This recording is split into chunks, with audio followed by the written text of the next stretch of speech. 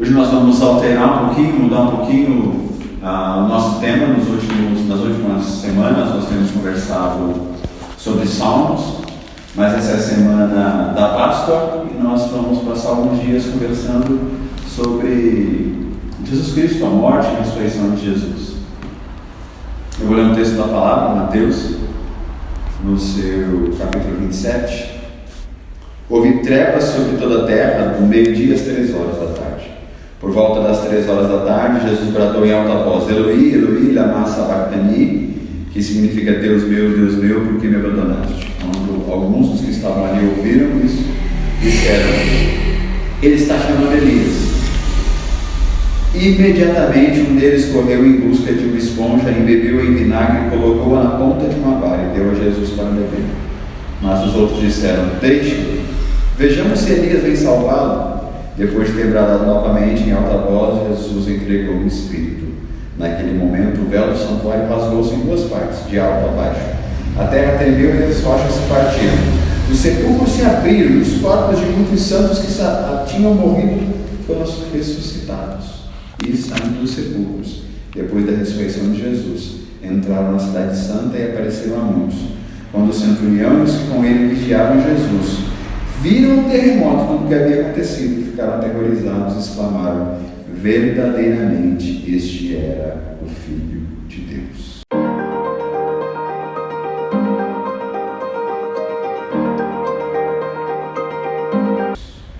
Muito bem. Esse é um dos relatos bíblicos da morte de Jesus, né? Depois disso, Jesus sepultado aqui no Evangelho de Mateus, no capítulo 27, e no capítulo 28 vai se dizer assim: depois do sábado, tendo começado o primeiro dia da semana, Maria Madalena e a outra Maria foram ver o sepulcro, e eis que sobreveio um grande terremoto, pois um anjo do Senhor desceu dos céus e, chegando ao sepulcro, rolou a pedra da entrada e assentou-se sobre ela. Sua aparência era como um relâmpago, suas vestes brancas como a neve. Os guardas tremeram de medo e ficaram como mortos. O anjo disse às mulheres: não tenham medo, sei que vocês estão procurando Jesus, que foi crucificado. Ele não está aqui, ressuscitou como tinha dito. Venham ver o lugar onde ele jazia. Morte e ressurreição, é sobre isso que é a Páscoa, né? Sobre a morte e a ressurreição de Jesus Cristo.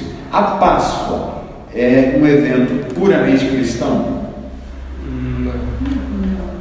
Não. Onde se comemora a primeira Páscoa? A primeira Páscoa se comemora no Antigo Testamento com os judeus. Então, o Êxodo 12 vai contar sobre quando o povo estava cativo no Egito e Deus fala para Moisés: olha, eu vou lançar a 10ª praga e eu quero que vocês façam algo para que vocês não sejam castigados. Então, ele cria a Páscoa, não somente com esse pretexto, mas também sendo um memorial de que Jesus um dia também vai vir. Então ele fala: olha, toda a Páscoa vocês vão matar um carneiro, vocês vão pegar o sangue desse carneiro, passar no batente da porta, passar no chão da porta, e quando o anjo da morte vier aqui, ele vai levar tudo que não tiver, todos os primogênitos de quem não tiver com sangue. Certo, esse é o grande evento, primeiro evento pascual, né? Primeira refeição na qual se senta e se come um animal que foi morto para que o sangue levasse proteção. Depois disso eles vão conseguir sair do Egito. Muita gente quando se refere a esse evento do passado, Moisés, os judeus saindo, atravessando o mar, as pragas, eles vão dizer que isso é simbólico, isso é mítico, isso não é real, né? Qual que é a visão de vocês sobre isso? Essa leitura bíblica é uma leitura real? Sim, acho que aconteceu. Aconteceu isso? Aconteceu. Então a gente transporta isso para a nossa Páscoa. Então os eventos que nós conversamos aqui sobre Jesus Cristo são reais. Jesus era real, Jesus é uma figura inventada? Real. Foi um ser humano. Foi. Se você pensar historicamente falando, não é mais uma discussão no ocidental. Jesus era sim real. Sim. Não há um debate mais. Cientistas não vão debater isso. Os historiadores não vão dizer assim: não, essa é uma figura inventada pelos cristãos do primeiro século. Eles não debatem mais a Jesus em si. Eles debatem se era o Messias ou não era o Messias. Foi tudo forjado, os discípulos roubaram o corpo, não, foi uma grande história que contaram. E isso é debatido, mas se Jesus é real ou não. Tácito cita também, ele era um historiador da época, ele não era cristão, e aí ele faz um relato que diz assim: Nero apresentou como culpados e condenou à tortura aqueles que, odiados por sua própria torpeza, a quem a população chama de cristãos. Tal nome vem de Cristo, que no principado de Tibério e nas mãos de Pôncio Pilatos sofreu a pena máxima. Então, é um relato de um historiador falando que Jesus existiu e sofreu a pena máxima. E aí depois ele fala, reprimida na ocasião essa escrável superstição. Então, essa escrável superstição, ele está querendo dizer que depois disso aconteceu uma coisa que é meio fantasiosa, que os cristãos começaram a trazer como fantasiosa, que é a ressurreição. Mas existe. O Cristo não é negado, não é um questionamento, mas Jesus existiu. Sim. Jesus existiu. Aí vai trilhar essa linha de dizer que essa fala aqui, toda essa fala de que Jesus ressuscitou, isso é falso. Isso, como o Caleb usou, a expressão que o Caleb usou aqui, que isso foi forjado.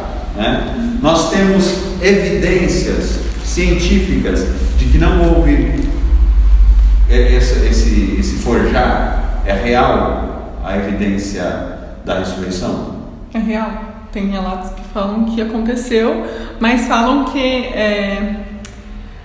tem um moço chamado George Weiner. Ele é ateu, ele é juiz investigativo. E ele faz, como ateu, como profissão, ele tenta desmascarar testemunhas falsas. Então ele pegou todo o evangelho, um dia ele pegou todo o evangelho e começou a ler e tentar desmascarar os testemunhos deles. Só que ele se tornou um cristão, porque ele viu que isso era totalmente verdadeiro. Tem tanta prova de que isso é verdadeiro que ele, sendo ateu, se converteu ao cristianismo. É que a grande questão não é nem que são provas assim... É que a linha que o evangelho segue não faz sentido. Então os estudiosos vão dizer, se eu quero afirmar, por exemplo, que Pedro ia ser um santo, que Pedro ia ser alguém muito importante para a igreja, não faz sentido, por exemplo, eu falar que Pedro traiu Jesus. Não faz sentido eu criar algumas relações, não faz sentido eu, por exemplo, falar que as primeiras pessoas que ouviram foram mulheres. Quem viu que Jesus não estava mais lá foram mulheres. Mulheres voltaram, mulheres contaram para os discípulos. Essa é uma análise do texto em si, né? Quando se analisa o texto como ele era escrito, naquela época, as histórias sobre um herói, as histórias sobre um governante, as histórias sobre um rabi, elas não seriam vinculadas a erros, a tropeços. Então, se você vai escrever a história do líder da igreja cristã no primeiro século, Pedro, você não vai incluir que ele negou Jesus, que ele brigou com Paulo, né? Essa construção de escrita bíblica mostra que eles não estão interessados em fantasiar. Eles estão interessados em fazer um registro exato do que aconteceu. Né? Então isso nos dá segurança. Então, um registro exato. Dessa maneira, por que é dito que é científico essa análise? Porque essa análise se aplica a qualquer outro fato histórico. Sim. Então, se eles têm que pensar nas escritas das Ilíadas de Homero, ou eles têm que analisar um documento do governo romano, todas as análises de documentos de romanos, de gregos, de persas, seguem uma mesma análise. Se com com essa análise feita nos documentos de Jesus dá certo, então ou todos os outros documentos estão errados, então toda a história romana, a história grega não são histórias reais, ou a história de Jesus analisada cientificamente, ela está correta, ela tem que ser exata. Né? Eu concordo. Isso é importante. Eu não sei se vocês chegaram a ver alguma coisa sobre essa análise chaves do acontecido. Por exemplo, o relato de mais de 500 pessoas viram Jesus. Eu vi. Né? Então isso tem é uma... E aí ele fala que não tem como ter tanto depoimento e não ser verdade. Também porque os depoimentos não batem todos os detalhes, e isso é importante, porque se batesse todos os detalhes certinho, então talvez não seria fidedigno, mais fácil de ser fraudulento. Então alguém pode vir contar como você tem que contar a história, e aí você vai contar e reproduzir sempre isso, mas não foi assim que aconteceu. Então nos evangelhos tem alguns errinhos, que é normal, porque eu tenho uma visão, você tem outra, às vezes eu ouvi a história, mas não ouvi inteiro, ou então eu peguei o relato de outra pessoa. Então o cérebro humano tem essa capacidade de cada um ver com o seu olhar. E aí, nesse conjunto, fala que é tão verdadeiro que eles cometem erros como seres humanos, e não vem uma coisa jogada... Isso não é um erro da Bíblia, não é um erro, assim, é a veracidade de que o Mateus, Marcos, Lucas, João, e mesmo Lucas em Atos, que vai fazer umas relações ainda da ascensão de Jesus aos céus, eles estão tentando contar toda a história, e por isso a história é tão grande que vão ter fatos que parecem que não batem. Agora, para a gente fazer uma aplicação, a gente vai continuar esse papo, mas para fazer uma aplicação para quem está ouvindo a gente. O que a gente leu é verdade, Jesus morreu, Jesus ressuscitou. Existem fatos científicos que provam isso. Então, como isso mexe com a nossa fé? Qual a importância de saber que eu leio um registro real e verdadeiro do que aconteceu? Para minha fé, para mim como cristão, como evangélico. Traz uma segurança.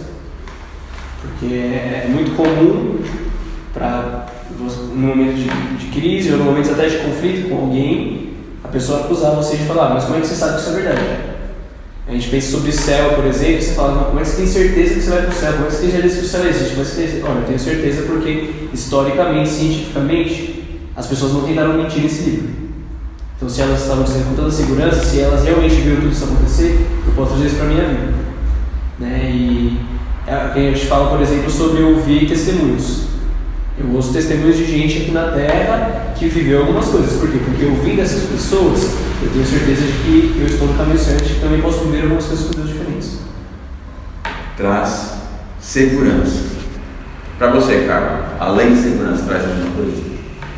Bom, faço dessas minhas palavras que basicamente ia dizer isso, mas essa questão mesmo, não que eu preciso de, na questão de fé mesmo, que eu preciso de algo que comprove, porque eu creio que assim, a fé é aquilo que, acreditar naquilo que eu não posso ver, mas a questão do fato de que Jesus realmente existiu e ter fatos científicos que provam que ele realmente esteve aqui e fez o que fez, é como ele falou, é mais uma segurança, não em questão assim só para mim lembrar, mas meio que para provar para outras pessoas que precisam a princípio de algo palpável, algo que que me prove, me prove na Bíblia e em estudos acadêmicos que realmente isso existiu, não só por fontes bíblicas, mas por outras fontes. Então isso é importante também, você saber de fato. Marina, fala. Eu levo isso mais pro lado pessoal, porque um dia eu ouvi a frase de que a gente não precisa sentir Deus para saber que Ele existe. E realmente Deus existe, Ele está o tempo todo ali. Mas em alguns momentos, por nós sermos cristãos e por nossa fé, às vezes vinha um pouquinho com esse dia, eu senti um arrepio, eu senti Deus falando comigo, mas e se você não sentir nada? Deus continua existindo, você não precisa estar sentindo Ele o tempo todo para saber que Ele está ali. A ciência fala que Ele está ali, a sua fé fala que Ele está ali, mas até alguns momentos que você não vai sentir, e é normal. Então não é necessário que você sinta Ele. Ele está aqui e é real. Você não precisa sentir a presença dele para falar que ele existe. Então isso traz essa certeza ainda mais para mim. Então Jesus existiu, ponto. Eu acredito nele, ponto. Eu não preciso sentir ele o tempo todo. Tendo a certeza que ele existe me dá essa segurança, igual o Ká falou. Essa conversa, meu irmão, hoje é para te impulsionar na fé. Falamos sobre razão no intuito de te impulsionar a crer em tudo mais, porque se creio na morte e na ressurreição, creio nas promessas. Nós vamos falar amanhã sobre essas promessas que envolvem a cruz e a ressurreição. Creia nisso Isso é poder de Deus para transformar. É a razão, é a história, é o que está escrito e é poder de Deus na sua vida. Então tudo o que você crê sobre Jesus é verdade. O poder dele é te visitar em nome de Jesus.